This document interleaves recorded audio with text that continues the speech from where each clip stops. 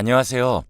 사람 인생 정말 어떻게 될지 아무도 모른다고 하더니 저희 시모가 딱 그 모양새 같네요.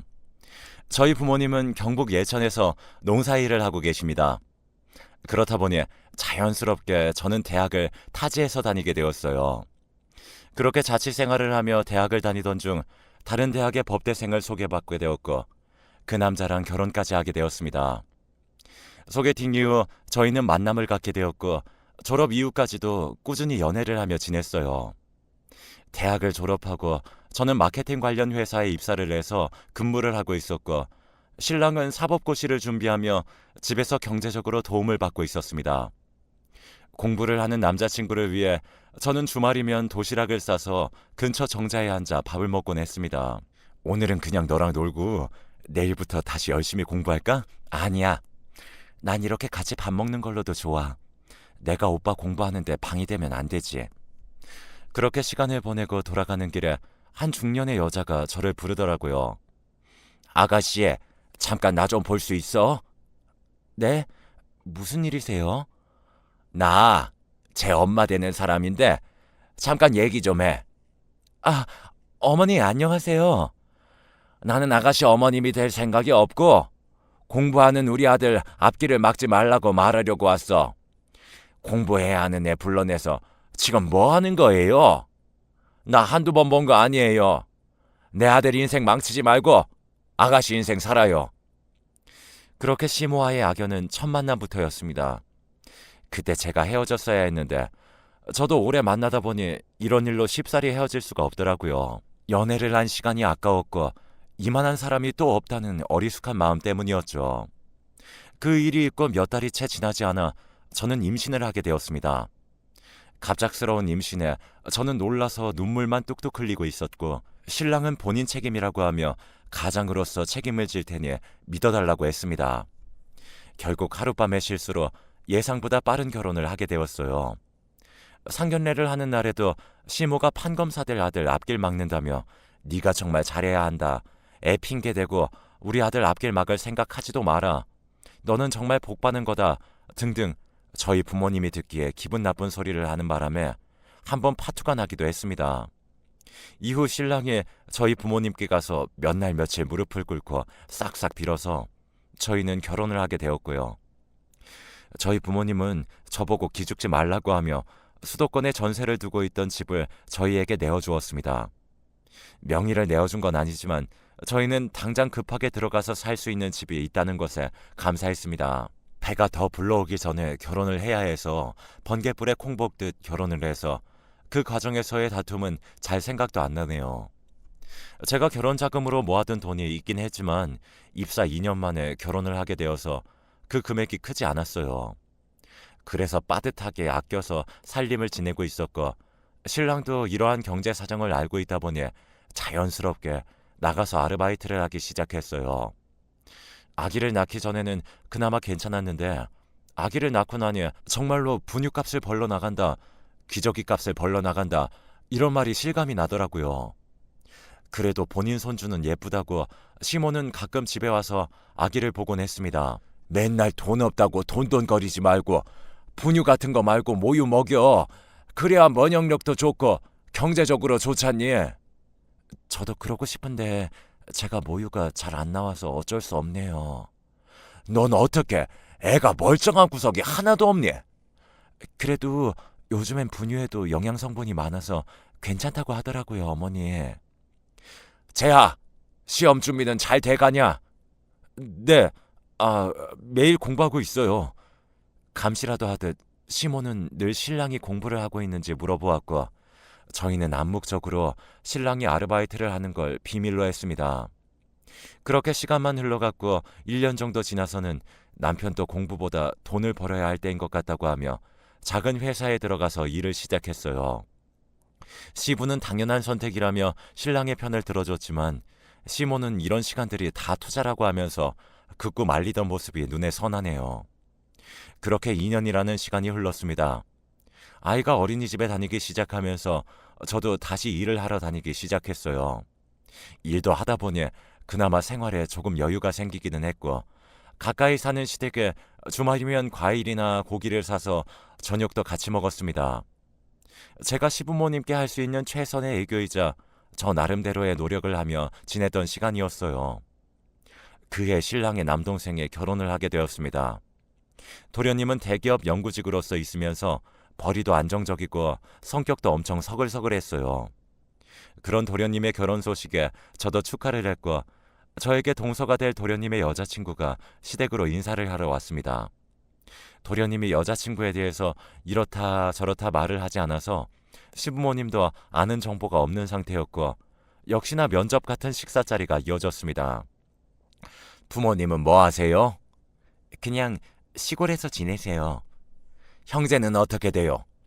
여자가 많은 집은 시끄럽다던데. 저랑 여동생 둘뿐이에요. 근데 우리 아들보다 나이가 많은데 혹시 애 잡고 그런 거 아니죠? 네? 아니요. 전혀 그런 거 없어요. 시모는 예비 며느리에게 못마땅하다는 듯이 킥킥거리며 이야기를 하다가 도련님이 예의 차려달란 한마디에 표정이 싹 바뀌더군요. 그러면서 우리 며느리 하는 그 꼴이 얼마나 웃기던지.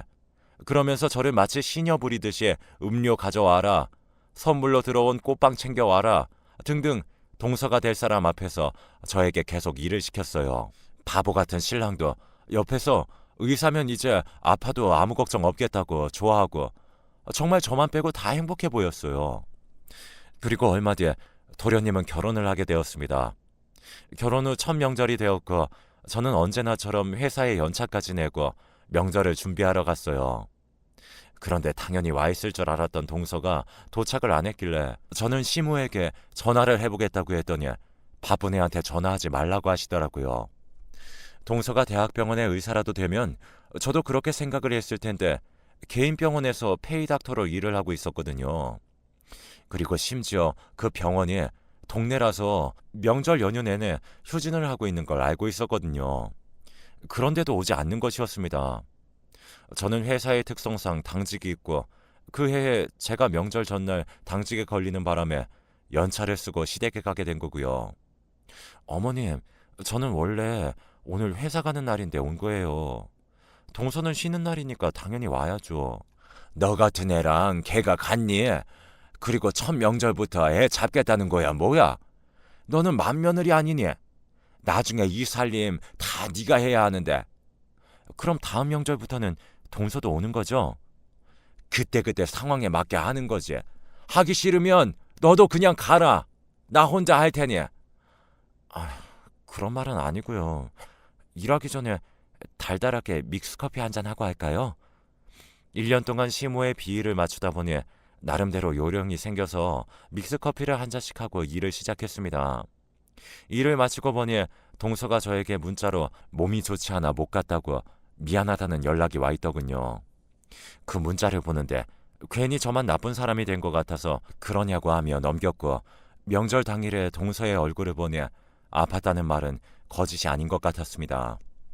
명절까지 잘 마치고 나서 저는 친정집으로 갔고 오랜만에 가족들과 즐거운 시간을 보냈죠. 명절이 지나고 며칠이 지난 후 동서가 연락이 와서 그날 일을 돕지 못해 미안하다며 밥이라도 함께 사겠다고 했고 저희는 그렇게 함께 밥을 먹게 되었습니다. 형님, 혼자 일하느라 고생 많으셨죠? 제가 요즘 몸이 통 안 좋았어요. 다음번에 꼭 같이 해요. 아프면 어쩔 수 없는 거지. 첫 명절 보내보니 어때요? 어머님, 아버님도 다 너무 잘해주셔서 어려울 것도 없었어요. 저는 형님만 잘 따라하려고요. 의사 동서는 나이도 저보다 많으면서 저에게 얼마나 살갑게 굴던지 참 미워할 수가 없더라고요. 처음 집에 인사를 오고 난 후에도 시댁에서 동서가 나이가 많으니 그냥 언니 동생 하며 지내라고 했지만 동서가 그러면 안 된다고 꼬박꼬박 저에게 존대를 했거든요. 그 이후 저는 동서와 종종 만나 저녁을 먹기도 하고 시간을 보냈습니다. 타 지역에서 결혼하고 아이 낳느라 경력 단절되고 새로운 직장도 들어간 지 오래지 않다 보니 친구라고 할 만한 사람이 없었는데 그런 저에게 동선 큰 의미였어요. 그렇게 몇 달이라는 시간이 흘렀고 늦게 퇴근하는 저와 저녁을 먹기로 약속한 동서는 저를 데리러 왔습니다. 빵빵. 회사 앞에 검은색 번쩍번쩍한 벤츠차가 보였고 창문을 내리며 동서가 저를 향해 인사를 하더군요. 아, 역시 의사는 다르네. 동서 찾았어요. 결혼할 때 어머님이 사주신 건데 물량이 밀려서 이제야 받았어요. 어머님이요? 네, 형님 결혼할 때 집해 주셨다고 차밖에 못 해줘서 미안하다고 하시던데요. 덕분에 저도 예물 예단하느라 혼났네요. 그게 무슨 말이야? 나 결혼할 때 아무것도 안 해주셨는데? 어머, 아, 제가 말 실수를 했나 봐요. 죄송해요. 저는 아닐 거라 생각하며 주말에 시댁에 찾아갔습니다. 마침 교회를 다니는 시아버지는 집에 없고 시어머니 혼자 집에 계시더라고요. 시어머니는 저를 보자마자 화색을 하면서 들어오라고 했어요. 너 마침 잘 왔다. 안 그래도 어제 저녁부터 허리가 안 좋아서 설거지를 통 못했는데 온 김에 설거지 좀 해줘. 어머님, 저 할 말이 있어서 온 거예요. 무슨 말을 하려고 시어머니 앞에서 인상을 써? 어머님, 동서한테만 차 사주셨어요? 네가 그걸 어떻게 알았냐? 그래, 내가 사줬다. 저 결혼할 때는 한 푼도 안 주시더니 어떻게 사람을 이렇게 차별하세요? 아니, 의사 선생님이 버스 타고 출근하는 게 말이 된다고 생각하니? 앞으로 우리 아들 잘 부탁한다고 투자한 거야. 그럼 저는요, 1시간 반씩 꼬박 버스 타고 다니는 저는 왜 안 사주세요? 내가 차 사주면 뭐하니? 그 유지비는 어떻게 감당하려고? 너처럼 천한 것들은 버스도 감지덕지야. 그 말을 듣고 너무 화가 난 저는 아무 말도 하지 않은 채 집으로 돌아갔고 마침 집에 있는 신랑을 보고 울음을 터뜨렸습니다. 저도 그 당시에 제가 왜 그랬는지 모르겠지만 시모와 신랑의 사이가 멀어지면 지금보다 나을 거란 생각을 했던 것도 같아요. 동서만 차를 사준 걸로 서운하다고 이야기를 했더니 시모가 머리채를 잡고 흔들었고 시모가 너무 무서워서 더는 시댁에 못 가겠다고 저는 그렇게 말을 해버렸어요. 신랑은 시모에게 본인이 연락해 보겠다고 했고 아니나 다를까 시모는 수화기 너머로 10원짜리 욕을 하고 있었습니다.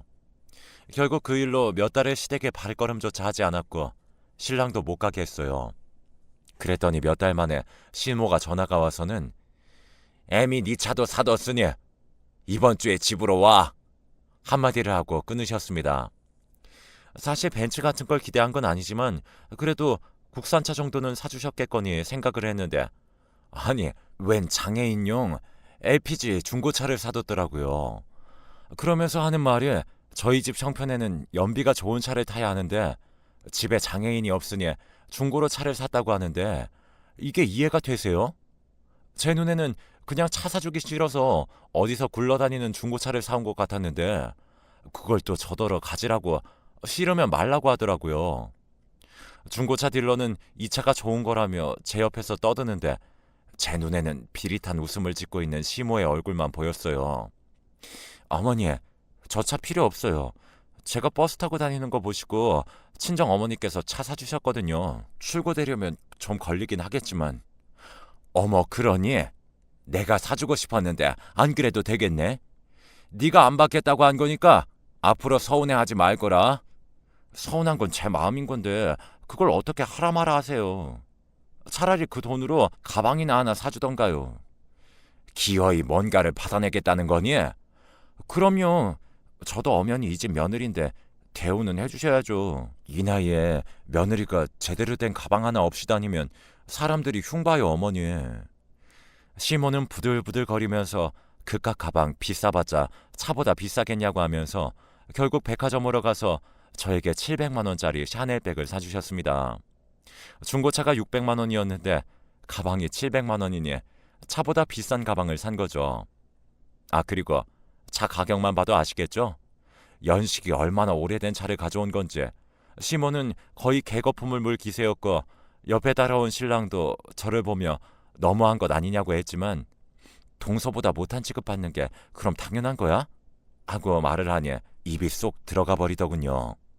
그리고 얼마 뒤에 저는 친정 부모님이 사주신 그랜저 차량을 타고 시댁에 가게 되었습니다. 시모는 제 차를 보더니 아반떼를 타고 다니는 신랑의 차보다 크고 좋으니까 둘이 차를 바꿔 타라고 하기 시작하더군요. 차를 자랑하러 갔다가 되려 차를 뺏길 위기였어요. 너 만나느라 애 사법고시도 떨어지고 돈 버느라 일하는데 딱하지도 않니? 그리고 원래 큰 차는 남자가 타는 거야. 장거리 운전할 땐 신랑이 해요. 그런 거 말고 출퇴근할 때도 다른 사람들이 보는 시선이 있잖니. 얘가 이렇게 살고 있을 때가 아닌데 네가 몸을 함부로 굴려서 지금 이렇게 된 거 아니냐. 그러니까 보답하는 마음으로 차도 바꾸고 사돈한테 집 명의도 이제 그만 달라고 해라. 제가 몸을 함부로 굴려요? 저는 그 자리에서 바로 신랑의 뺨을 있는 힘껏 때렸습니다. 너무 화가 나서 눈에 있는 실핏줄이 다 터질 것 같았거든요. 신랑은 아무 말도 못하고 시모는 그 모습을 보자마자 제 뺨을 때리고 머리채를 휘어잡고 흔들기 시작했습니다. 신랑은 그런 시모를 향해 무릎을 꿇고 하지 말라며 말렸어요. 시모는 허탈하다는 듯이 땅바닥에 주저앉았고 신랑은 그제야 시모에게 그동안의 비밀을 이야기했습니다. 고등학교 내신 점수에 맞게 아무 4년제 법대에 원서를 넣었고 운이 좋게 합격을 한 신랑은 대학교에서 수업을 따라가기 힘들었다고 합니다. 그러면서도 법대라는 타이틀 때문에 시부모는 판사가 될 거다, 검사가 될 거다 그런 말이 많았고 신랑은 어쩔 수 없이 계속 공부를 하는 척 했대요. 대학을 졸업하고 난 이후에도 시모는 경제적 지원을 아끼지 않았고 그 모든 걸 회피하고 싶었던 신랑은 결국 계획적으로 저를 임신시켰어요. 아기 출산 이후 저는 신랑에게 계속 공부할 것을 권했고 신랑은 그제야 모든 걸 털어놨어요. 차라리 아르바이트나 하는 지금의 생활이 더 좋다고 하면서요. 시댁에는 신랑이 공부를 하고 있다고는 했지만 사실 결혼 이후 신랑이 공부한 적은 없었고 저는 이 사실을 시댁에 이야기를 하려고 했어요. 제가 신랑의 앞길을 막은 게 아니고 오히려 제가 피해자니까요. 정말 아이만 없었으면 당장이라도 이혼을 하려고 했습니다. 근데 이 이야기를 신랑이 시댁에 말을 했다고 저에게 거짓말을 했더군요. 결국 저만 신랑 앞길 막은 여자가 되어 있었네요. 잠시 머뭇거리던 시모는 다시 저를 향해 거짓말하지 말라고 하며 소리쳤습니다. 신랑은 시모를 향해 미안하다고 이야기를 하고는 제 손을 잡고 집으로 갔어요. 당연한 이야기지만 집에 가서 신랑이랑 정말 대판 싸웠네요. 신랑은 그 자리에서 왜 옛날 얘기를 꺼낸 거냐고 화를 냈고 저는 와이프가 몸을 함부로 굴린다는 소리를 듣고 가만히 있는 당신이 이상한 거라며 큰 소리를 쳤죠. 신랑은 저를 보고 시댁이랑 잘해볼 생각이 아예 없는 사람 같다고 말하며 집을 나가버렸습니다. 답답한 저는 동서를 만나 하소연을 했고 그래도 같은 여자라고 동서는 제 편을 들어주더라고요. 형님, 근데 웃긴 게 뭔 줄 아세요? 어머님이 사주신 그 차요. 할부금을 우리 신랑이 내고 있었어요. 그게 무슨 말이야, 동서? 어머님이 다달이 신랑한테 할부금을 보낸다고 했는데 몇 달 보내고 그 이후로 돈을 안 보낸대요. 아, 진짜? 그렇게 몇 달 내놓고 결혼할 때 저한테 그렇게 많이 뜯어가신 건가 좀 배신감 들기도 해요. 아, 미안해, 동서. 와, 어머님 참 한결같으시네. 다행히 경제적으로 여유가 있는 동선에는 차 할부금을 내고 있다고 했습니다. 시모가 처음 동서가 들어왔을 때 경제적으로 시댁에 지원을 많이 해줄 거라 생각했는데 뭐 저희랑 용돈도 같은 금액을 드리고 뭔가 할 때마다 똑부러지게 일을 처리해버리니까 마음에 안 들었는지 할부금을 아예 안 내기 시작했다고 하더군요. 특히 도련님은 성격이 신랑처럼 우유부단하지 못해서 그런 부분이 칼이었고 동서를 잘 싸고 도니까 뭐라고 할 틈도 없었을 거예요. 결국 어리숙한 신랑이랑 결혼한 저한테만 계속 괴롭히고 있었던 거죠. 신랑은 그렇게 집을 나갔고 4일 만에 집으로 돌아왔습니다. 아이도 아빠를 찾고 저도 걱정이 되어서 끈질기게 연락을 했어요. 시모에게 가서 사과를 하라는 조건으로 신랑은 집으로 돌아왔고 저는 어쩔 수 없이 시모를 찾아가 사과를 했습니다.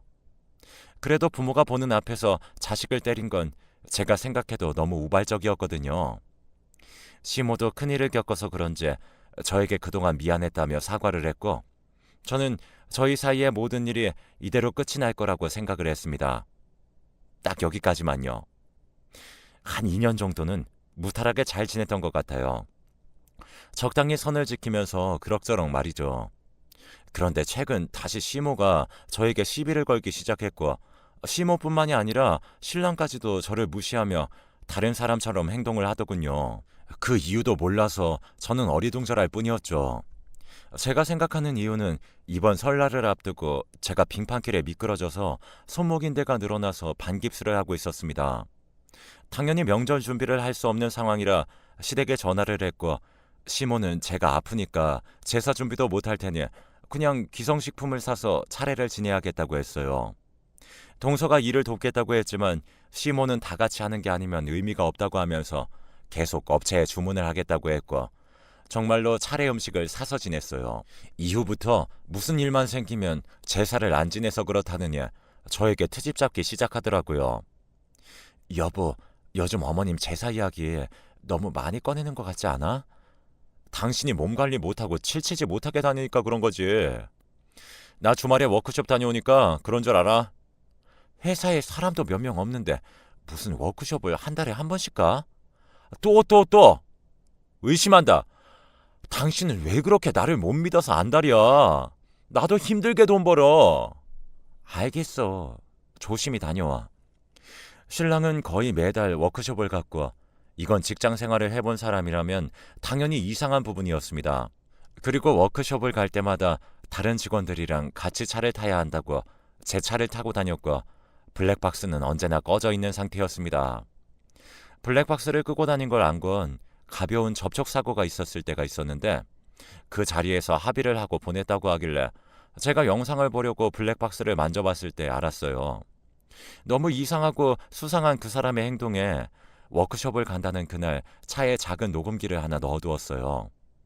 워크숍에 다녀온 뒤에 신랑은 피곤하다고 하며 바로 잠에 들었고, 저는 밖으로 나가 그 녹음기를 재생해 보았습니다. 혹시나 했는데 역시나 신랑은 바람을 피우고 있었어요. 그리고 그보다 더 놀란 건 그 대화 내용 중에 시모에 대한 이야기가 있었기 때문이었죠. 어머니 전해보니까 더덕 좋아하시던데 이번에도 더덕 정식 먹으러 갈까? 좋지. 우리 빨리 결혼하면 좋겠다. 저와 이혼하고 재혼을 계획하고 있는 신랑을 보니 피가 거꾸로 쏟는다는 게 어떤 기분인지 잘 알겠더라고요. 그러면서 하는 말이 동서가 병원에서 일을 하니까 폭행 진단서 떼고 저를 가정폭력 사유로 해서 소송을 할 거라고 하더군요. 위자료를 받아내려고요. 제가 그 인간이랑 살면서 제대로 된 산후조리도 못하고 애 보고 일하고 얼마나 아끼고 바쁘게 살아왔는데 저도 이렇게 당하고 있을 수는 없어서 제 나름대로 증거를 찾으러 다녔습니다. 그 녹음기는 물론이고 신랑 차의 블랙박스, 그리고 회사까지 퇴사를 하고 신랑의 뒤를 미행했습니다. 모텔에 들어가는 모습, 나오는 모습까지 카메라에 담았어요. 그러는 사이 어느덧 시모의 칠순잔치 날이 되었고, 시댁 식구들은 예약해둔 한식당에서 밥을 먹게 되었어요. 밥을 먹고 동서도 준비한 선물을 드리고 신랑도 준비한 상품권과 선물을 드렸죠. 그리고 저는 제가 이날을 위해 준비해온 깜짝 선물을 하나 더 꺼냈고, 시모는 반짝이는 눈으로 제가 준비한 커다란 선물 상자를 보고 있었어요. 요즘 유행하는 풍선 선물인데 커다란 상자를 열면 헬륨 풍선이 튀어나오고 그 밑으로 돈이 줄줄이 나오는 그런 이벤트형 선물 상자였죠. 시모도 설레는 마음으로 상자를 열었고, 그 안에서 나온 풍선은 천장까지 빠른 속도로 올라갔고, 돈이 있어야 할 자리에 신랑과 낯선 여자가 있었습니다. 그리고 맨 밑에 제가 넣어둔 봉투에는 이혼 서류가 들어있었고요. 아무리 참고 지내려고 해도 인간 같지 않은 사람들이랑은 못 지내겠네요. 저 이 사람이랑 이혼할 거고요. 그 여자 찾아가서 상간녀 소송도 하고 양육권 소송도 할 예정이니 각오 단단히 하고 계세요. 아마 잊지 못할 생일 되시겠네요. 저는 그 말을 끝으로 자리를 떠났고, 뒤에서는 시모에 찢어지는 듯한 비명소리와 함께 신랑은 사진을 숨기려 여기저기 다니고 있었습니다. 시부는 뒷목을 잡고 쓰러졌고, 도련님과 동서는 그런 시부를 데리고 병원으로 가느라 정신이 하나도 없었다고 하더군요. 나중에 시댁에서는 동서에게 진단서를 안 떼줘서 일이 이렇게 된 거라고 같이 책임을 지자고 했대요. 그 모습에 도련님이 화가 나서 시댁과 아예 연을 끊었다고 얼마 전에 동서가 이야기를 해주더군요. 저는 남자 보는 눈이 엉망이라 이렇게 되었지만 동서라도 거지 같은 시댁에서 탈출했으니 제 덕을 본 거라고 생각해요. 지금 저는 상간녀 소송과 양육권 소송을 포함해 이것저것 하느라 정신이 하나도 없네요. 변호사 말로는 전부 승소할 가능성이 많아서 특히 위자료를 많이 받는 걸 중점으로 준비하고 있다고 했습니다. 나중에 모든 일이 끝나면 저도 제 이야기를 다시 들어보고자 아직 정리가 되지 않은 상태로 사연을 보내게 되었습니다.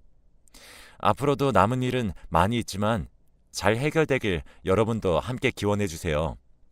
지금까지 제 긴 사연 들어주셔서 감사합니다.